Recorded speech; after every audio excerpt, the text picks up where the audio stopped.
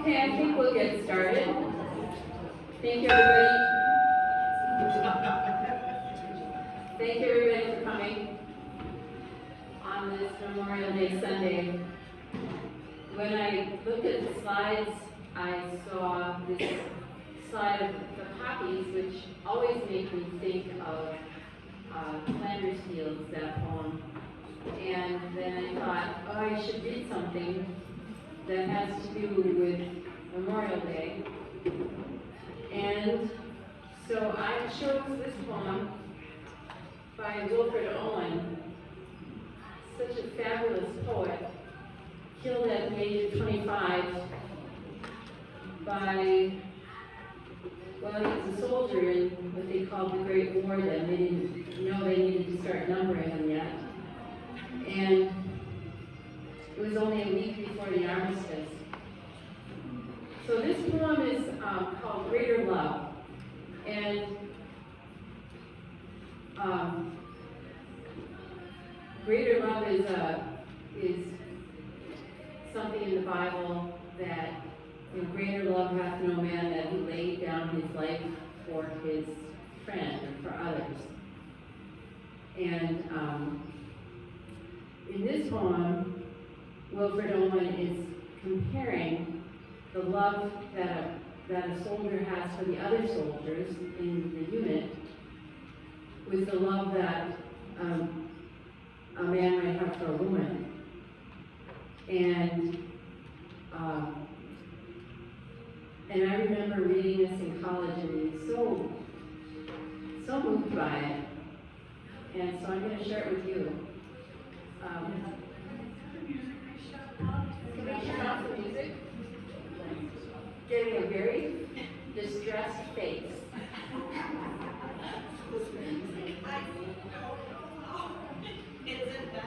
It's the tab with the YouTube. If you just shut the tab with the YouTube on it, you can see it's got a sound on it. Go on the top tabs. It says rising on the left. Higher. All the way to the top. Higher. Keep going. Higher. Almost there. Help us on the way. A little bit more. There. Yeah. There.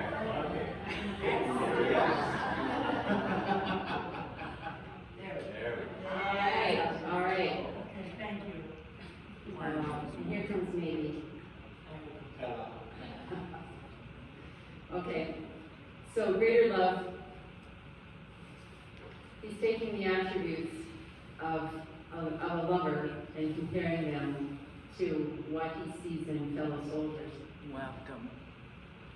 Red lips are not so red as the stained stones kissed by the English dead. Kindness of wooed and wooer seems shame to their love pure. O love, your eyes lose lure when I behold eyes blinded in my stead. Your slender attitude trembles not exquisite like limbs knife-skewed, rolling and rolling there, where God seems not to care, till the fierce love they bear cramps them in death's extreme decrepitude. Your voice sings not so soft, though even as wind murmuring through raftered loft, your dear voice is not dear, gentle and evening clear, as theirs, whom none now hear. Now earth has stopped their piteous mouths that coughed. Heart, you were never hot, nor large, nor full, like hearts made great with shot. And though your hand be pale, paler are all which trail your cross through flame and hail. Weep, you may weep, for you may touch them not.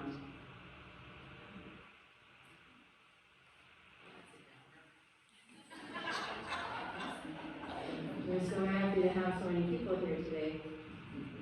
But it is good to remember that so many people fought for the freedom and the life that we have now. And sometimes I feel uncomfortable standing around with my sign. Someone might go by and make dismissive gesture or rev their engine, and I'm uncomfortable from that. And here, I have no right. I have no right to that. Okay, so, welcome. Would someone like to, Kate, would you mind writing the counts?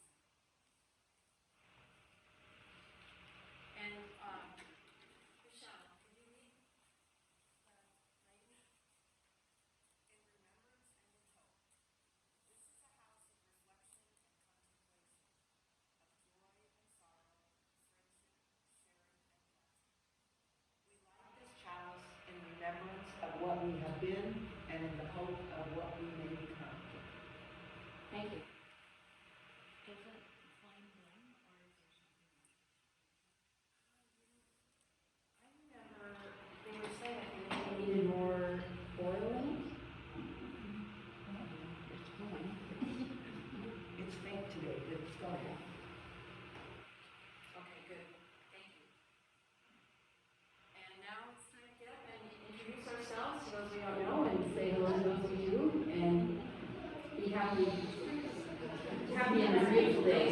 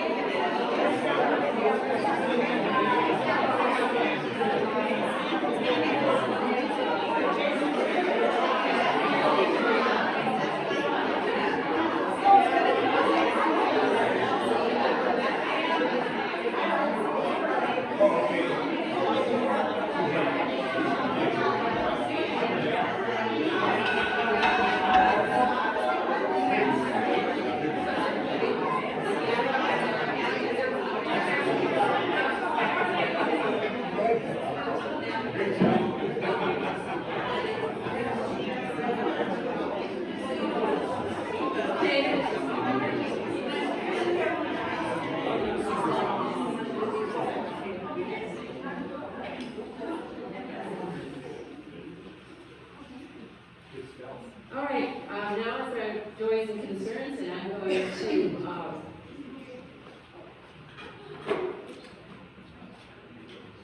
what we do is if we have something we're happy about, like I'm happy today about the weather.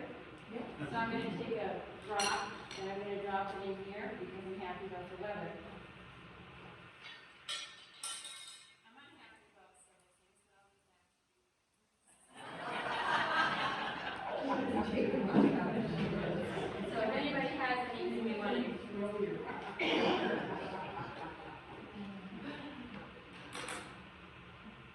Well, since Maureen only touched on being unhappy about something, I will just bring up something that I'm happy about. It's a beautiful morning, and I went to St. Paul for the farmer's market. I know, I'm nuts. But On the way back, I was driving through the country, listening to John crying, and it breaks my heart that he's gone from this earth, but no one can make me both smile but feel so deeply and bring a tear to my eye as John crying. So there's great beauty and sorrow.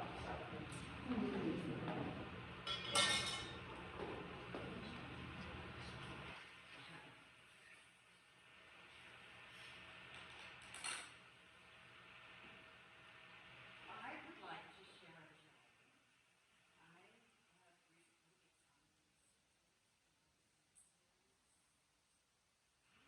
recently and I want to tell you the story. And I'm so deeply and I just want to encourage everyone to give out those rainbows.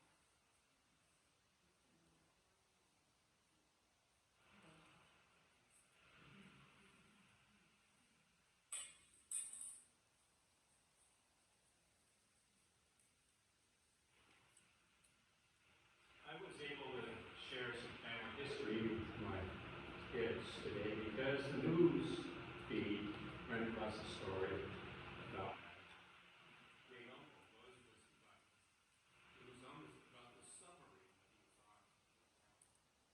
It was 1917 outside of San Diego. One U.S. submarine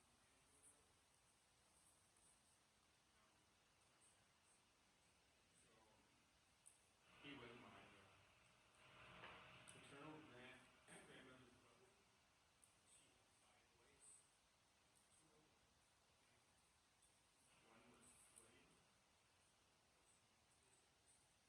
2 of them. One was William, was Lester Lee. So it was really different from Lester Lee. So once in a while, and it's supposed to almost Memorial Day. They weren't actually funny. I want to give thanks for my ancestors.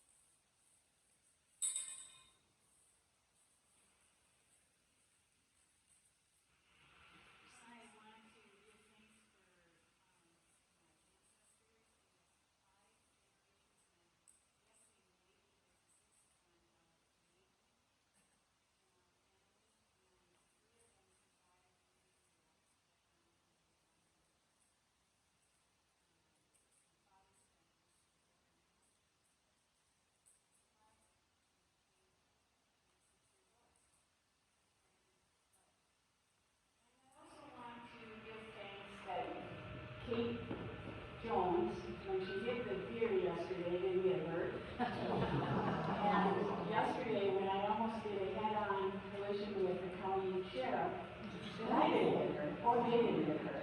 Most of all, blind corner, had no signage, really bad place.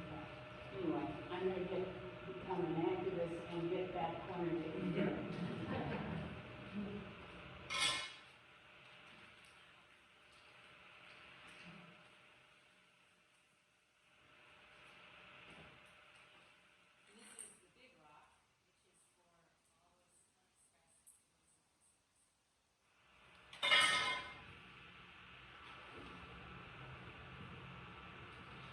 Okay, so now, the reason we're all here.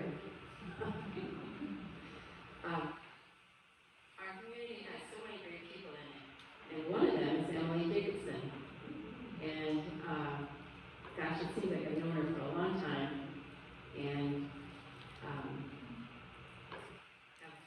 happy memories associated all the time with her. She's been helpful to me. She's a great healer, and I'm extremely interested to find out what she's going to talk about today and how empathy and compassion are different. So, thank you, Emily, for agreeing to talk with us.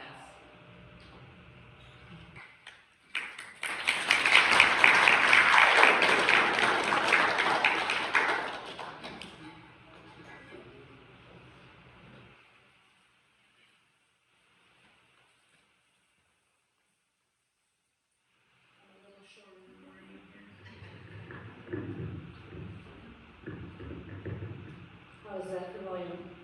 Good. Good. Okay. Well, good morning, and Thanks for inviting me here today. Before we get going, I'd like to start with a little bit of movement. We're going to do some bouncing, and what this does is it helps to co-regulate our nervous systems, calms me down, puts you in a state and ready to learn.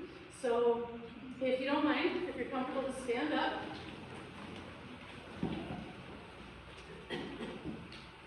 Having your feet in a nice, comfortable position, it doesn't really matter where they're as long as they're comfortable. Just keeping your feet flat on the floor, using your knees to bounce up and down. Letting your arms and shoulders wiggle and jiggle as they may. If you're comfortable with balance, you can close your eyes. If not, leave your eyes open. Continue to breathe as you go through this motion. And just for a moment, we're going to speed up the pace, bouncing faster. Continuing to breathe. And then slow the pace down. And we're going to continue to slow down until we're at a standstill. If your eyes are open, this is a good time to close them if you're comfortable with balance. And just take a moment to feel your body. Maybe it has a buzz or a tingle. And we're going to take 3 deep breaths in together. We're going to breathe in through our nose, into our belly and chest, and breathe out with a sigh. Breathing in through the nose, and out with a sigh. And again, in through the nose, and out with a sigh. One more time.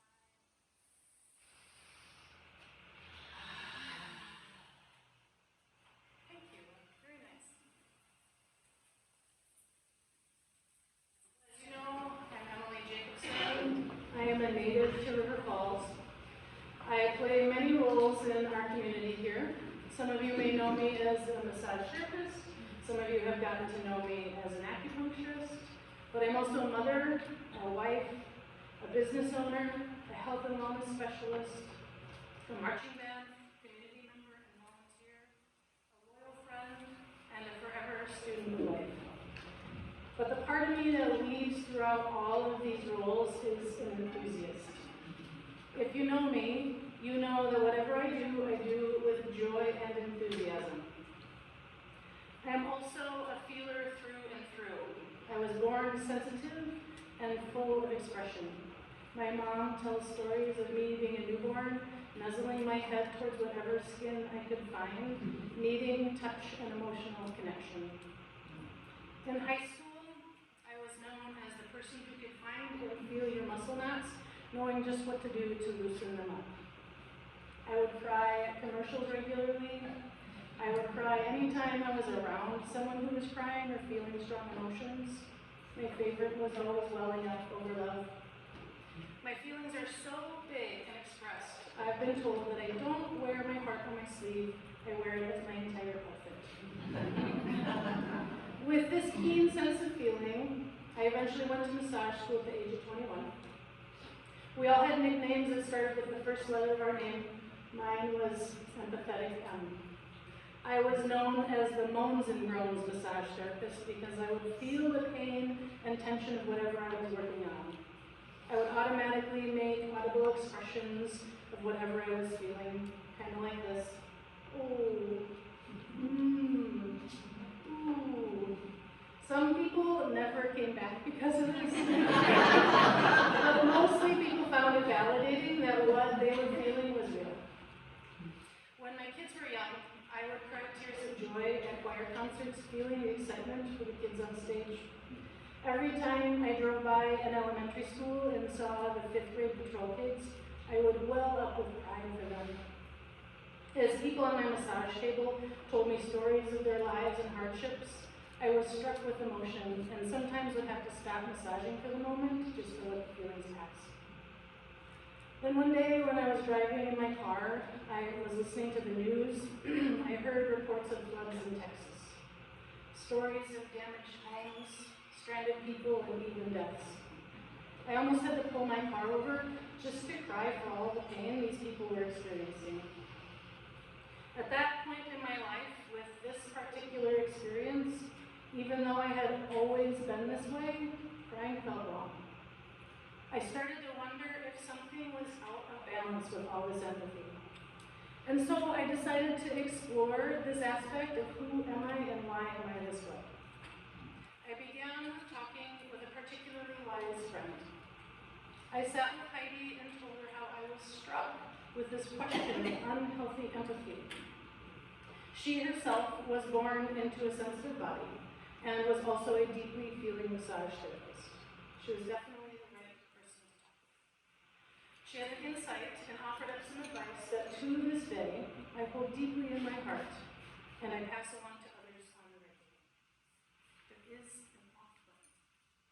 Apparently there's an entire book about this off button for empathy. But in that moment, all I needed was the acknowledgement of this off button, and I knew exactly where to find it and how to use it. I never actually read the book, and I don't even remember the name of it, but that one book had changed my life forever. I was so ready to tame my empathy. Adjusting the volume on my empathy took a lot of practice, but I was up for the challenge. Feeling all the feelings floating around in this world had actually become too much. I was a young mom, learning how to navigate life at a newer, faster pace. I didn't have time to keep pulling my car over and crying for people in Texas. Nor did I have the emotional bandwidth to keep feeling the feelings that weren't mine. It started to feel like a weight rather than a gift. As I learned how to turn down the volume on my empathy, I spent a few years feeling like I had become a cold-hearted person. I was known for my instant connection and feeling the feelings of people. Remember my nickname in massage school, Empathetic Gal? When I wasn't crying because someone else was, I questioned my kindness and warm heart. It honestly took me years to acclimate to this new regulation and management of my emotions. But at the same time, I felt so much lighter and easier in life. I eventually learned that warmth does not have to mean crying all the time just because someone else is. Compassion can actually feel warmer than empathy. During this process of learning how to turn down the volume of my empathy, I read an article about healthcare workers having empathy. This is a common field for highly sensitive and empathetic people. The article talked about empathy versus compassion. This is the first time I had ever heard of this concept, and it resonated. Let's pretend for a moment that you are a patient coming in to see a practitioner. You have a lot of anxiety on a daily basis, or maybe you've just experienced a tragic loss and are in the depths of grief. Would you want that provider to feel the feelings with you, to feel bits of anxiety while you're sitting there asking them for help, or to well up with tears because of the grief that you're feeling? Absolutely not. This is the last thing we as a patient want from a practitioner. It is actually what we need in this moment is compassion. A totally different experience than the classic empathy that most of us run around with. So here's the big question. What is the difference between empathy and compassion? According to Webster, empathy is the action of understanding, being aware of, being sensitive to, and vicariously experiencing the feelings, thoughts, and experiences of others. While compassion is a sympathetic consciousness of others' distress, together with a desire to alleviate it. You can see how this difference is valuable in the healthcare field. However, understanding this difference and utilizing the skill of choosing when to feel what is for everyone. In my reading about empathy versus compassion, I came upon this ditty by Paul Bloom, a professor of psychology at Yale University. By empathy, I mean feeling the feelings of other people. So if you're in pain, I feel your pain. I'm feeling empathy towards you. If you're being anxious, I pick up your anxiety. If you're sad, I pick up your sadness and being empathetic. And that's different from compassion. Compassion means I give your concern weight. I value it. I care about you, but I don't necessarily pick up your feelings. If I feel compassion for you, I'll feel invigorated. I'll be happy and I'll try to make your life better. So I want to make a note of something. The notion of compassion being a desire to alleviate one's distress does not necessarily mean a desire to fix all the problems. Sometimes a compassionate response is simply being there with someone. Co-regulating the nervous system can do wonders without fixing the problem, but can truly alleviate a moment's distress. This could be a whole topic on itself, but that's for another time. As you can see, empathy has to do more with feeling with someone, and compassion has to do more with supporting someone while they are having feelings. Both empathy and compassion are a part of emotional intelligence, and there is a time and place for both. What my goal for today is to share with you why we need both in a balanced way, and how to choose one versus the other, rather than letting empathy rule you as it did me for so many years. Since those floods in Texas, I have observed so much distress induced by unmanaged empathy. Now, I'm not here to say that empathy is a bad thing. I think it is the thing that has allowed me to deeply connect with people and build amazing relationships. It is the thing that has taught me how to hold space for people and understand what they're going through, even if I've never been through it. It is the prelude to compassion. However, when unmanaged, it can also be the source of anxiety, depression, and emotional dysregulation. Feeling feelings for other people is a big job, especially when we already have so many feelings of our own. Now, as I said a moment ago, empathy is the prelude to compassion. Having spent all those years feeling feelings that weren't mine, feeling feelings for experiences I haven't ever experienced, I've never been to Texas, nor have I ever been in a flood, this has helped me to have greater compassion for people. So, I'm going to take a moment and talk about the hype of empathy. We're in a day and age where woo-woo is common and popular. The world of woo can easily be described as understanding that life and everything in it is rooted in energy. As this paradigm shifts, people are looking deeper into learning more about relationships, feelings, and their own intuition. In other words, empathy is gaining traction. This is a beautiful thing as it can deepen our connection to and understanding of others. I have been deeply steeped in the world of woo-woo my entire life, and even more so as an adult since my career is very much considered woo-woo. I have met many different folks who resonate in the world of woo-woo, and I tell you what, the world of woo-woo is filled with weirdos and full of a lot of wonderful people. Regardless of how woo-woo someone is, one main thread amongst us is understanding emotions and having empathy. So much so that there is now a badge of honor with being an empath. As if being an empath is a special gift that has been bestowed on people rather than it being something connected to the human brain.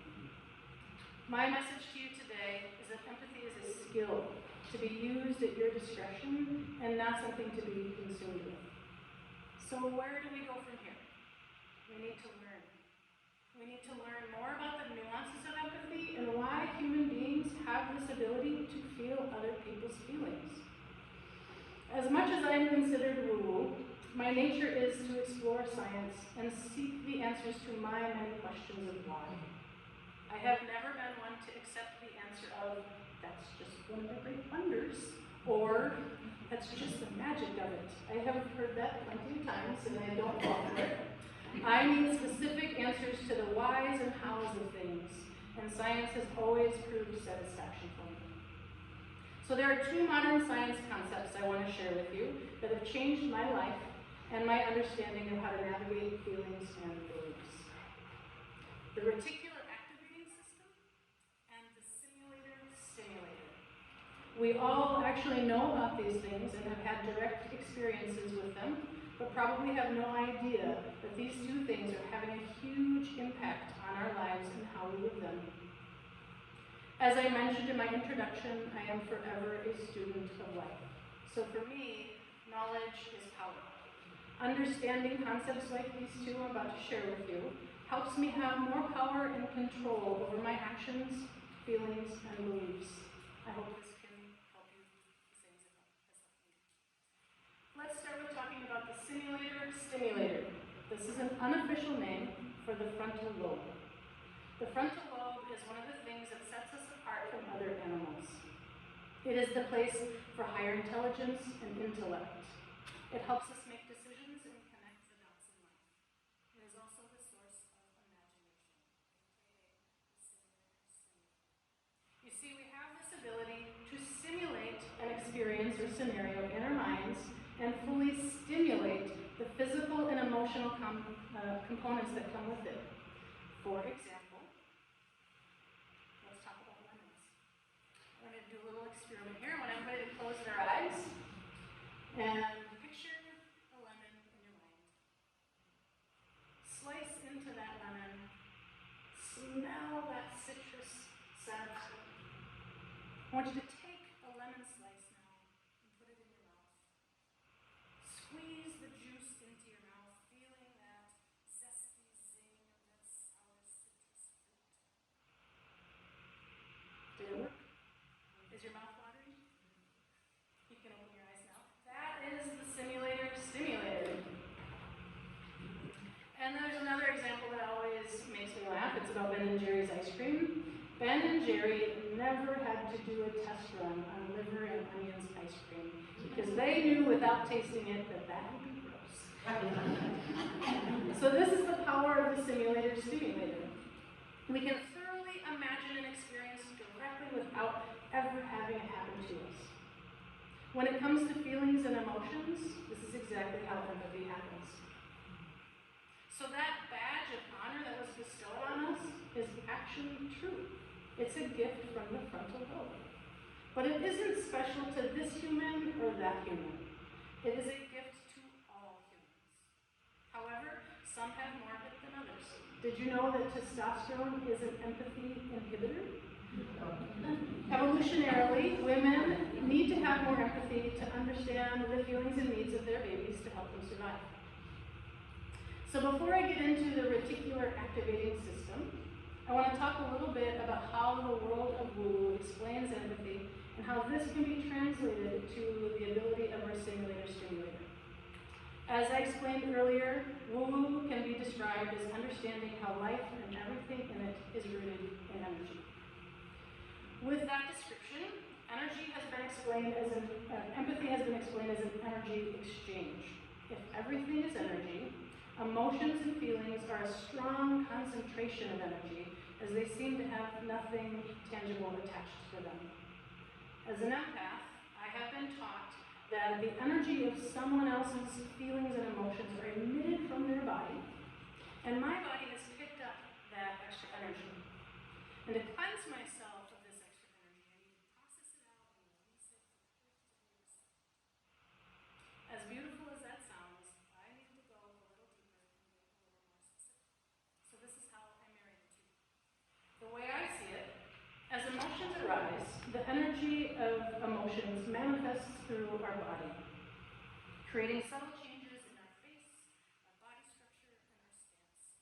This is energy expressed through our bodies. If I am an observer of someone having feelings, being keenly attuned and connected to people, I'm going to pick up on the subtle energy expressions of the body and interpret them through my brain. In a flash, the simulator-stimulator creates emotions around that interpretation.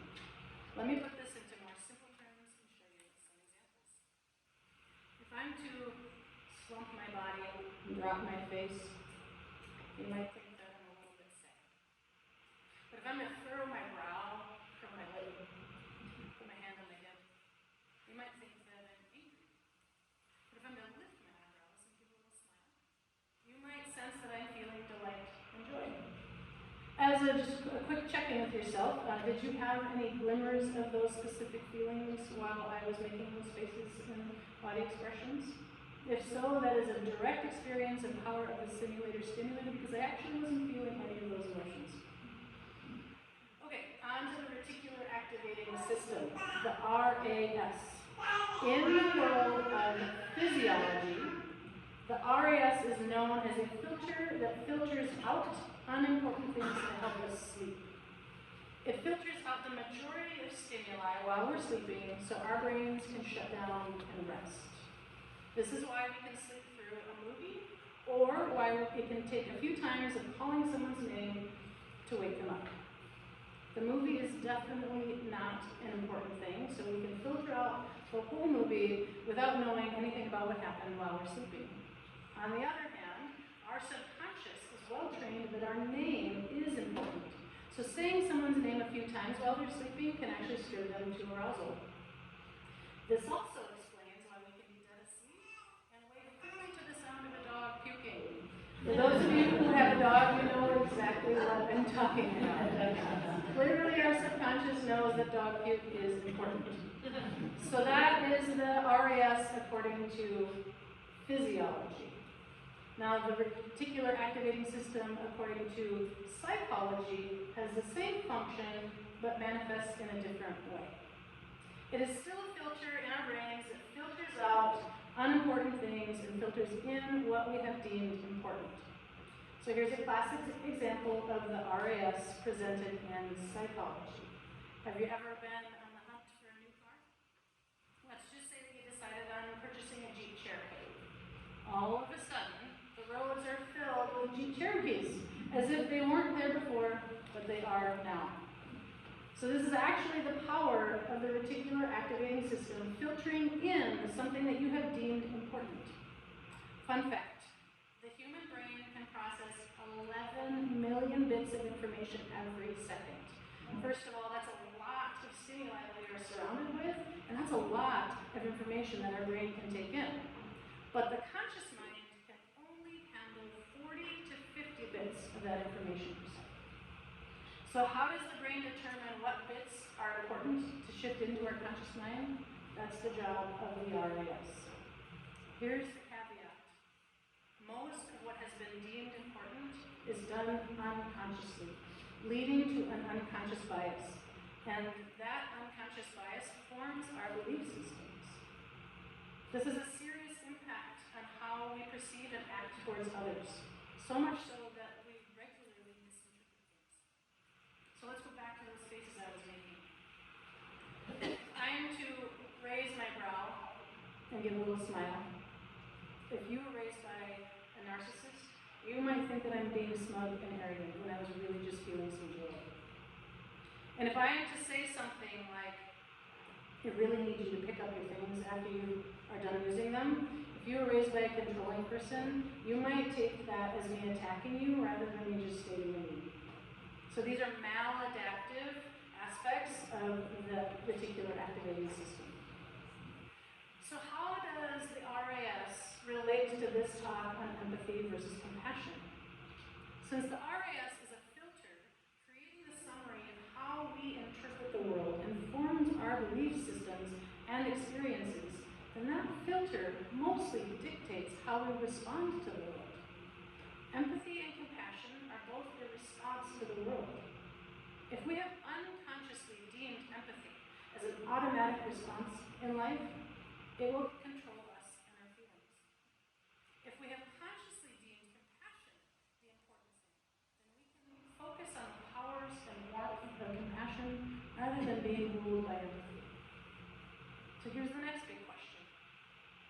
How do we do any of this? It's good to have knowledge, but how do we put this into play and apply it to our lives? There are two steps: awareness and practice. Awareness can only come from being in the present moment and noticing what you notice. My suggestion is to start with simply noticing when you are struck with an empathy emotion. Ask yourself, is this mine or someone else's? And then ask yourself, what was the indicator that led me to feel this feeling for someone else? Was it body language? Was it a tone of voice? Was it a facial expression? Maybe even ask the person if that feeling is correct. Sometimes our interpretations aren't accurate, but because of training and confirmation bias, it's easy to assume we are correct and intuiting someone else's feelings. If we give acknowledgement to and that this is an interpretation, we can learn that we aren't always correct. I actually celebrate the moments when I'm wrong to highlight to my RAS that empathy is a skill and not necessarily a psychic intuition. We often get so excited when we're right, telling our brains to only notice when we're right, affirming that confirmation bias. As for practice, our emotions are an instrument. It is always best to practice our instrument prior to the symphony. Everyone practices managing their emotions in different ways. My process is to notice and verbalize. I need to talk about it and externalize my thoughts to make them real. I've also used unique opportunities to practice. Recently, while driving, I came upon an accident, nothing serious, but enough to disrupt the flow of traffic. As I drove by the scene, one of the drivers was sitting in his car talking to an EMT. His head was down and he was crying. I immediately felt my chest expand and my eyes well up with tears. This was a perfect moment to practice. I took a moment to feel my body, relax my shoulders and chest, and I said out loud, I don't need to feel these feelings. And I left those tears behind me as a driver. So I've said a few things about empathy. Now let's talk about compassion. There are still 2 steps. Step 1, awareness. Step 2, practice. Awareness and presence is truly the key to compassion. When we sit in the present moment, we rest still in our bodies. Our nervous system tends to switch out of fight or flight and into rest and digest. We slow the pace of our thoughts, making more space for noticing and listening. When activating compassion in the presence of others, listening with an open heart matters. As I said earlier, sometimes a compassionate response is simply being there with someone.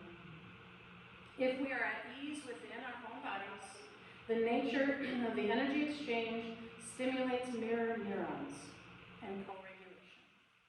Mirror neurons are nerve cells in the brain that, when activated, release oxytocin, the hormone of love. The best example of mirror neurons in action is interacting with a baby. When a baby says coo, we say coo. When the baby says coo and smiles, we automatically say coo and smile back, and so on and so forth. The result of this moment usually ends in a feeling of love. If we are in the presence of someone in distress and we choose to respond with compassion, start by calming your mind and body. Step into the present moment and open your listening heart. You will likely see a shift in their body language and voice as the nervous systems co-regulate through activating their neurons. To bring this full circle, after a lifetime of hyper-unmanaged empathy and a career in the healthcare field, I have changed my ways. Not to say that I nail it every time, but I am fully aware when empathy has hit, and I am able to choose stepping into the feelings or stepping into compassion.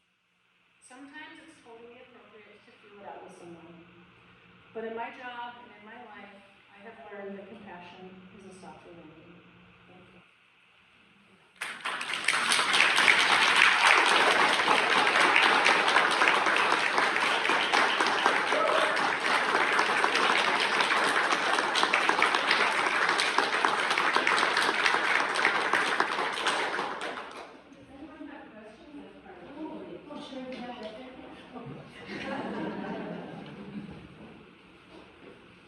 Does anybody have questions?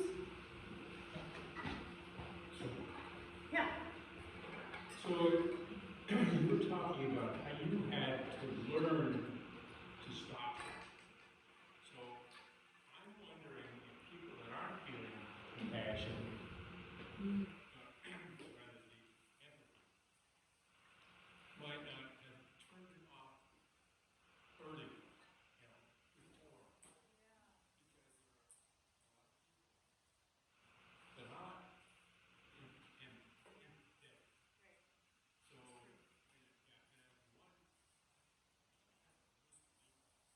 everybody's got it, but we turn it off to different levels, according to, well, society or parents or whatever, thoughts. Yeah.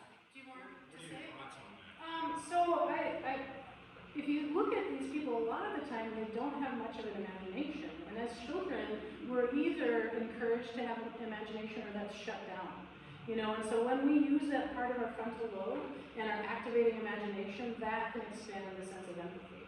And some people just aren't naturally imaginative, and some people are, so that's why I was saying there's, you know, not everybody has this so specifically. But then even as children, there are plenty of kids who ask a question why, and they're told to go away.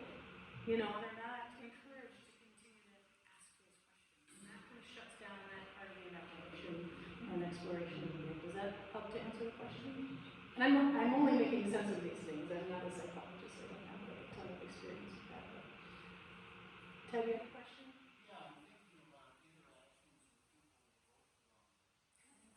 Are you? We have wonderful neighbors who keep voting for the wrong candidates. And so, if you want to engage someone that is not demonstrating compassion, what do you do? What do you say? How do you respond to increase the odds that compassion? Well, I think what's most important is that we increase the odds of our own compassion being activated first. And we don't get to control what other people do. But if we're increasing our own compassion, then we're going to step into a place of curiosity rather than judgment. And this isn't the time and place to have empathy for those people, because we don't need to feel their feelings with them. We just need to understand where they're coming from. And a lot of the time where they're coming from is that confirmation bias that has been dictated by their reticular activating system. It's easy to get the wrong information and believe the things that we're told just because we only pay attention to those things. I mean, I have been walking around and just said to a friend yesterday that my political filter has been turned on. I can turn almost anything into a political thought right now because that part of my reticular activating system has been highly activated.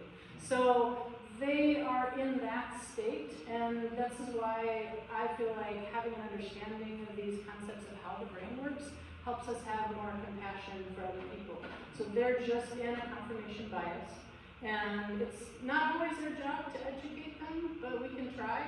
And I think the biggest thing is that we need to start getting along, and when we have compassion, even if our belief systems are not the same, then we can still love each other and get along. And we're the ones who have to start with compassion.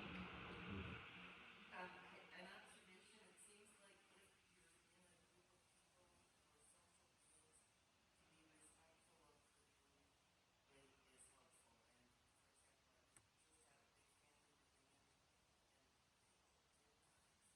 helpful. And for example, I just had a big family reunion, and did not discuss politics,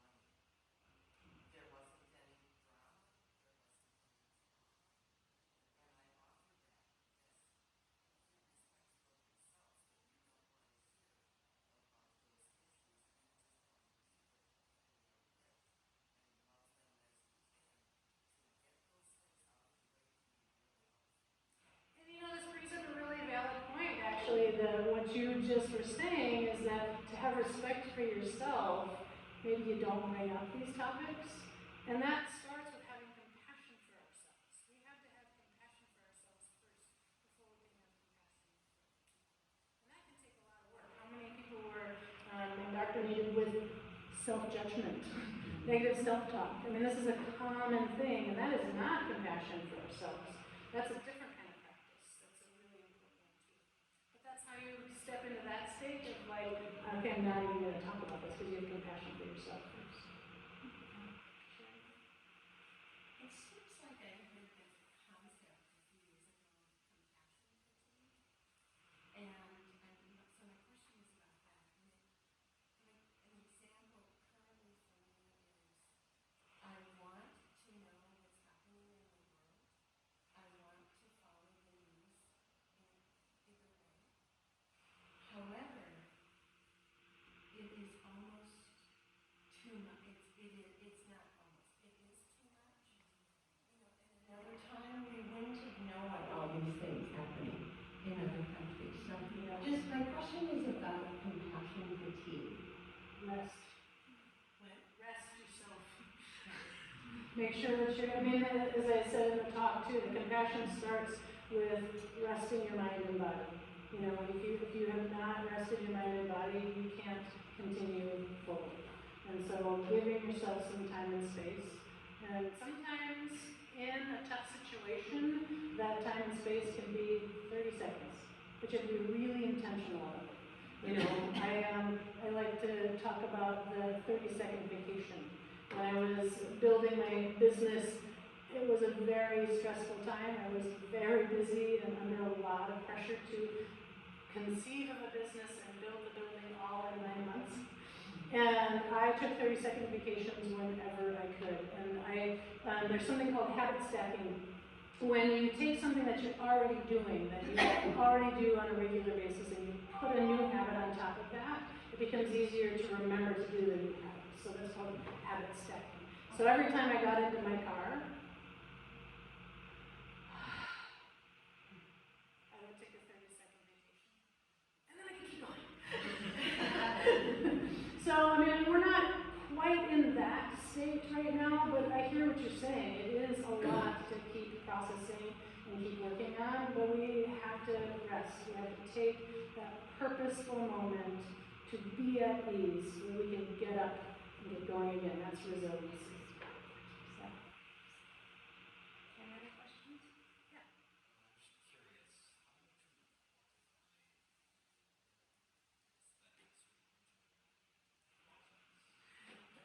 That's a really good question. I don't know the answer to it, but I can make an assumption through an MRI, watching the brain get activated. I mean, it's not my field of study. I'm an acupuncturist, but I'm really interested in this kind of stuff, so I catch on to little bits of information here and there. But yeah, I mean, I would say go research that. That's a really good question. Keep that curiosity alive.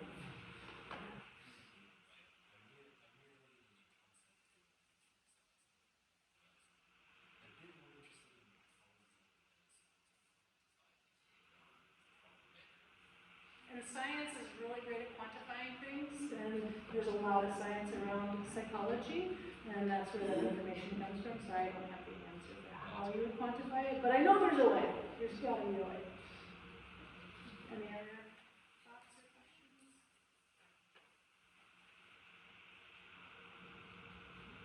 Well, thank you. This has been a lovely experience.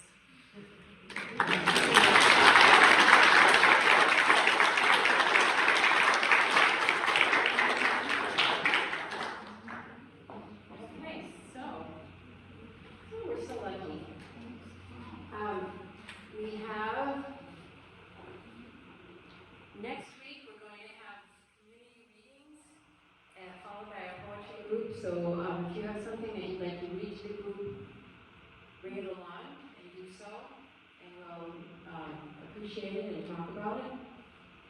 And June 8th, Omar Warner is going to be talking about his work in Ukraine, and he and his wife support a Ukrainian family over there. Looking forward to that.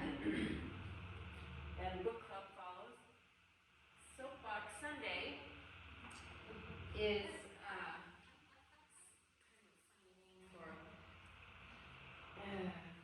Bob, would you explain it?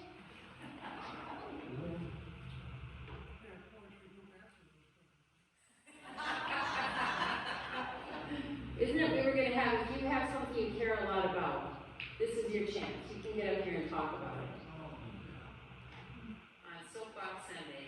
You don't have to bring a soapbox, we provide it, right? You can get up and talk about it. Something you think is important and you want to share with others, this is the time. And then on the 22nd, Patrona, whose last name I can't say, is going, how is it? Margarito. Lovely lady. She's from, where is she from? Paraguay. Oh, it's just so far away. And she is very active in helping the Hispanic community here. She's going to be coming and talking about what is going on with them in these times. And I think it will be extremely worthwhile to come in and listen to her. And we will not be recording that service because she is a citizen, I think. So she has no fears, but she may have a companion with her. So, out of respect, we are not going to record that. So, we are heading into our summer schedule, and that means that we will just be having a formal speaker every other Sunday, and we'll be filling in the meantime with each other, which is a nice practice.